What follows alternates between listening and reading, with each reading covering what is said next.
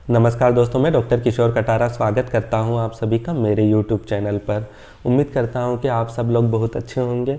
और दोस्तों, अगर आप मेरे YouTube चैनल पर नए हो और पहली बार मेरा वीडियो देख रहे हो तो प्लीज़ मेरे YouTube चैनल को सब्सक्राइब कर दीजिए। इसके अलावा अगर आपको हेल्थ से रिलेटेड कोई इन्फॉर्मेशन चाहिए या फिर आपको होम्योपैथी मेडिसिन से रिलेटेड कोई इन्फॉर्मेशन चाहिए या फिर आप होम्योपैथी से इलाज लेना चाहते हो तो मुझे दिए गए व्हाट्सअप नंबर पर मैसेज कर सकते हो। इसके अलावा जो मेरा मोबाइल नंबर है उस पर मुझे कॉल कर सकते हो। दोस्तों, आज हम बर्बेरिस एक्वाफोलियम मेडिसिन के बारे में बात करेंगे। ये एक प्रकार की होम्योपैथी मेडिसिन होती है जो कि स्किन से रिलेटेड कंप्लेंट के लिए यूज़ करते हैं। दोस्तों, इस मेडिसिन का स्किन पर बहुत अच्छा एक्शन देखने को मिलता है और स्किन से रिलेटेड कोई भी कंप्लेन हो, चाहे फंगल इन्फेक्शन हो या फिर चाहे एक्जिमा हो, सोराइसिस हो या और भी इरप्शंस टाइप की जो कंप्लेन रहती है, वहाँ पर ये मेडिसिन बहुत ही अच्छा इफ़ेक्ट करती है और उस प्रकार की डिजीज़ कंडीशन को ठीक करने के लिए मेडिसिन काफ़ी ज़्यादा हेल्पफुल होती है। लेकिन लोग जो रहते हैं ना, वो स्किन से रिलेटेड कंप्लेन सबसे ज़्यादा फेस पर मानते हैं। बहुत सारे लोग ऐसे होते हैं जो कि स्किन जो रहती है ना, अपना फेस जो रहता है ना, वो बहुत ज़्यादा सेंसिटिव रहती है वहाँ की स्किन। तो वहाँ पर सबसे ज़्यादा कंप्लेन आती है स्किन से रिलेटेड, जैसे कि पिंपल हो जाना, झाइयाँ हो जाना या इसके अलावा डार्कनेस, चेहरा जो है वो रफ हो जाना, डार्क कॉम्प्लेक्शन हो जाना। तो ऐसे कई सारे सिम्टम हमको फेस पर देखने को मिलते हैं।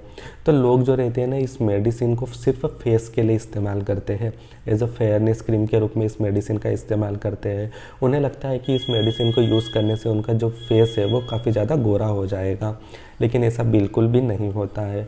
ऐसी कोई भी क्रीम नहीं होती है जो आपको गोरा बना दे। हाँ, अगर आपका जो नेचुरल कलर है वो किसी कारण से अगर चले गया हो, स्किन काफ़ी ज़्यादा रफ हो गई हो या फिर धूप में जाने से वो जो आपका कॉम्प्लेक्शन है, जो नेचुरल कॉम्प्लेक्शन है, वो चले गया है, टेनिंग आ गई है, तो उसको ठीक करने में ये मेडिसिन ज़रूर हेल्प करती है। तो दोस्तों, हम बारी बारी से देखेंगे किस प्रकार की स्किन डिजीज़ में इस मेडिसिन का यूज़ किया जा सकता है। तो दोस्तों, सबसे पहले हम देखते हैं एक्जिमा।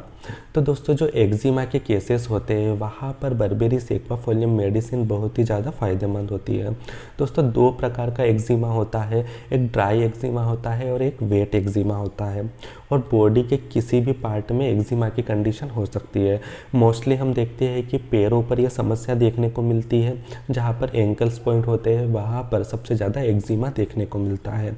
पेशेंट में बहुत ज़्यादा सीवियर ईचिंग होती है और पूरी नाइट बहुत ज़्यादा ईचिंग चलती है और इतनी ज़्यादा खुजली करने से वहाँ की जो स्किन है वो अगर ड्राई कंडीशन में है, स्किन जो है वो रफ़ हो गई है और पूरा वाइटिश हो गया है, वहाँ पर काफ़ी ज़्यादा रफनेस दिखाई दे रही है, काफ़ी ज़्यादा ड्राइनेस दिखाई दे रही है, काफ़ी ज़्यादा ईचिंग हो रही है और काफ़ी ज़्यादा रोस्ट कंडीशन हो रही है। तो जहाँ ड्राई एक्जिमा की कंडीशन होती है, ड्राई एक्जिमा से रिलेटेड कंप्लेन है, वहाँ पर बर्बेरिस एक्वाफोलियम जो मेडिसिन है वो बहुत ही ज़्यादा फ़ायदेमंद है। इसका जो सेकेंड एक्शन हम देखेंगे वो है फंगल इन्फेक्शन के केसेस में। दोस्तों, जैसे एक्जिमा होता है ठीक उसी प्रकार से फंगल इन्फेक्शन भी देखने को मिलता है और वो बॉडी के किसी भी पार्ट पर हो सकता है। लेकिन आमतौर पर हम देखते हैं कि जो जेनाइटल ऑर्गन्स रहते हैं वहाँ के आसपास के एरिया में बहुत ही ज़्यादा मात्रा में फंगल इन्फेक्शन हो जाता है और रात में सीवियर ईचिंग होने के कारण वहाँ पर रेडनेस आ जाती है, वहाँ पर ड्राइनेस आ जाती है, कई बार वहाँ पे ब्लैकिश डिस्कलरेशन आ जाता है। तो इस प्रकार के सिम्टम या फंगल इन्फेक्शन के जो सिम्टम है वहाँ पर भी बर्बेरिस एक्वाफोलियम मेडिसिन का यूज़ कर सकते हैं। इसके अलावा ये जो मेडिसिन्स है ये सोराइसिस के केसेस के लिए भी बहुत ही ज़्यादा फ़ायदेमंद होती है। पेशेंट जो रहते हैं ना सोराइसिस के, वो काफ़ी ज़्यादा परेशान होते हैं और विंटर के सीज़न में सोराइसिस जो रहता है वो अपने पीक स्टेज पर होता है और उस टाइम पेशेंट को काफ़ी ज़्यादा परेशान कर देता है। बॉडी की जो स्किन्स रहती है, जो स्कैल्प रहता है, ये झड़ के गिरने लगता है। कई बार आपने देखा होगा कि सिर में जिस प्रकार से डेंड्रफ गिरता है उसी प्रकार से जो सोराइसिस के पेशेंट्स रहते हैं उनकी स्किन जो रहती है ना वो रफ़ होकर झड़ने लगती है। सोराइसिस के केसेस में स्किन काफ़ी ज़्यादा ड्राई हो जाती है, काफ़ी ज़्यादा एकदम गंदी सी दिखने लगती है, काफ़ी ज़्यादा रफ़ हो जाती है। तो ऐसे केसेस में भी हम बर्बेरिस एक्वाफोलियम मेडिसिन का यूज़ कर सकते हैं। अगर सोराइसिस आपके सर में है, आपके बालों में है और वहाँ से काफ़ी ज़्यादा डेंड्रफ के रूप में स्किन झड़ रही है आप काफ़ी ज़्यादा शैम्पू यूज़ कर सकते हो, या फिर एंटी डैंड्रफ शैम्पू यूज़ कर लिया हो और उसके बाद भी आपको अच्छा रिज़ल्ट देखने को नहीं मिल रहा हो, तो ऐसी कंडीशन में आप बालों पर भी बर्बेरिस एक्वाफोलियम मदर टिंचर का इस्तेमाल कर सकते हो। इसके अलावा जो एक और कंप्लेन है वो है पिंपल। आपने देखा होगा कि जो टीनेजर होते हैं उनमें सबसे ज़्यादा पिंपल की कंप्लेन देखने को मिलती है। डस्ट के कारण अगर, या फिर एलर्जी के कारण, या फिर और भी कोई रीज़न हो, वो सिर्फ हार्मोनल रीज़न नहीं होना चाहिए। अगर और भी हार्मोनल को छोड़ के और भी किसी प्रकार के रीज़न से अगर आपके चेहरे पर पिंपल आ गए हो, एक्ने आ गए हो, वो चाहे वो रेड कलर की एक्ने हो, या जिसमें पस भरा हुआ हो, या काफ़ी ज़्यादा इच करने वाले पिंपल हो, तो उन कंडीशन में भी हम बर्बेरिस एक्वाफोलियम मेडिसिन का इस्तेमाल कर सकते हैं। इसके अलावा जो जहाँ लोग यूज़ करते हैं इस मेडिसिन को गोरा होने के लिए, तो मैं आपको बता दूं कि जहाँ पर टेनिंग आ गई है, आपका जो नेचुरल कलर है वो दब गया है, या किसी कारण से नेचुरल कलर जो है वो चले गया है, आप काफ़ी ज़्यादा एक्सपोजर आपका डस्ट में रहता है, या काफ़ी ज़्यादा पोल्यूशन वाले एरिया में आप जाते हो, जिसके कारण जो आपका कॉम्प्लेक्शन है वो काफ़ी ज़्यादा डल हो गया है, काफ़ी ज़्यादा रफ़ हो गया है, तो ऐसी कंडीशन में नेचुरल आपका कॉम्प्लेक्शन लाने के लिए ये मेडिसिन काफ़ी ज़्यादा हेल्पफुल होती है। तो ये मेडिसिन आपको गोरा नहीं करेगी, पर आपका जो नेचुरल कॉम्प्लेक्शन है उसको लाने में आपको लिए काफ़ी ज़्यादा हेल्पफुल हो सकती है।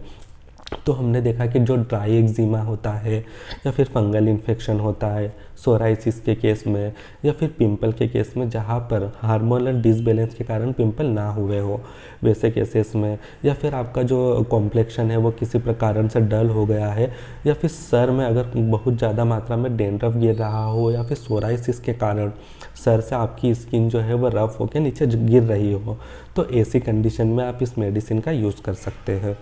तो दोस्तों हमने देखा कि इस प्रकार की डिजीज़ कंडीशन में आप इस मेडिसिन का यूज़ तो कर सकते हैं, लेकिन कैसे आपको यूज़ करना है। तो ये जो बर्बेरिस एक्वाफोलियम मेडिसिन है, ये होम्योपैथी में एज अ मदर टिंचर सबसे ज़्यादा इस्तेमाल की जाती है।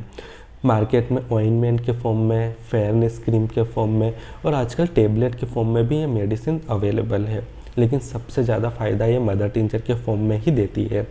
अगर आपको स्किन से रिलेटेड डिजीज़ कंडीशन है, स्किन से रिलेटेड कोई कंप्लेन है, तो आप इस मेडिसिन का जो मदर टिंचर है वो एक कॉटन की सहायता से, जहाँ पर आपकी स्किन काफ़ी ज़्यादा इफ़ेक्ट हुई है, जहाँ पर पिंपल है, जहाँ पर सोराइसिस है, जहाँ पर एक्जिमा है, वहाँ पर कॉटन की सहायता से उस मदर टिंचर को एक्सटर्नली अप्लाई करें। अगर आप कंटिन्यूस जगह पर इस मेडिसिन को अप्लाई करते हैं, तो धीरे धीरे आपकी जो हीलिंग प्रोसेस है वो काफ़ी ज़्यादा इम्प्रूव हो जाएगी, और धीरे धीरे आपकी जो डिजीज़ कंडीशन है वो ठीक हो जाएगी। इसलिए जो मदर टिंचर है उसको एक्सटर्नली अप्लाई करना ज़्यादा बेस्ट रहेगा। इसके अलावा आप इस मेडिसिन को ओरल ड्रॉप के रूप में भी ले सकते हैं। सुबह शाम 5 से 10 बूंद एक कप पानी में घोलकर आप इस मेडिसिन का यूज़ कर सकते हैं। इसके अलावा अगर आप ऑइंटमेंट के फॉर्म में इस मेडिसिन का यूज़ करना चाहते हैं, तो एज अ फेयरनेस क्रीम के रूप में आप इस मेडिसिन को दिन में 2 से 3 बार इस्तेमाल कर सकते हैं। या फिर ऑइंटमेंट के फॉर्म में अगर आपको जहाँ पर भी परेशानी हो रही है, जहाँ पर पिंपल है आपके, जहाँ पर फंगल है, जहाँ पर एक्जिमा है, वहाँ पर इस ऑइंटमेंट को आप अप्लाई कर सकते हैं दिन में 2 से 3 बार। इसके अलावा ये जो मेडिसिन है टेबलेट के फॉर्म में भी अवेलेबल होती है, तो दो टेबलेट आप सुबह, दोपहर, शाम में इस्तेमाल कर सकते हैं।